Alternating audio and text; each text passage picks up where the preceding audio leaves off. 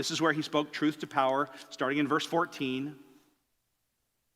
The message of Jesus, to give you the context, is that he's healing and doing miracles. John is already dead at this point in the narrative, but King Herod fears that John the Baptist has risen.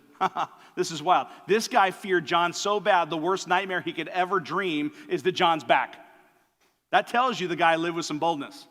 That tells you that when he spoke the truth to power, he kept this king awake at night. And John says, he'll increase, but I'll decrease. But John didn't know he's going to decrease all the way, this far, this fast. Verse 14, King Herod heard of Jesus, and his name had become well known. And the people were saying, John the Baptist has risen from the dead, and that's why these miraculous powers are at work in him. But others were saying, no, that Jesus is Elijah. And others were saying he's a prophet like one of the prophets of old.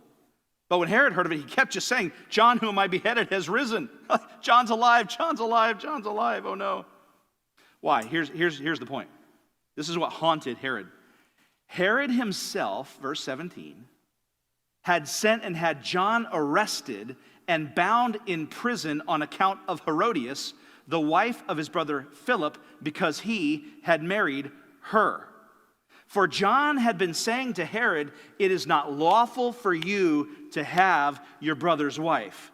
Herodias, verse 19, had a grudge against him and wanted to put him to death and could not do so, for Herod was afraid of John, knowing that he was a righteous and holy man and kept him safe.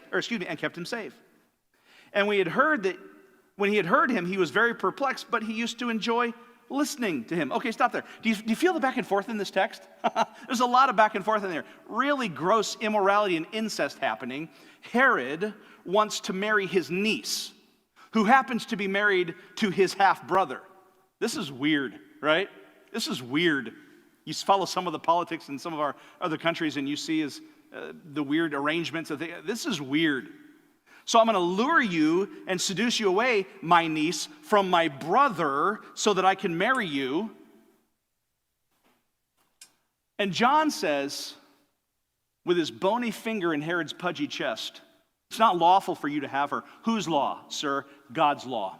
God's law. In fact, he doesn't even acknowledge that it's Herod's wife. He still calls it Philip's wife. God does not acknowledge your divorce and remarriage.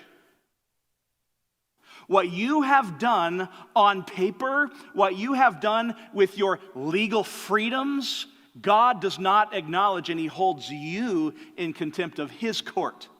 And you will answer to God, sir, for having broken his law.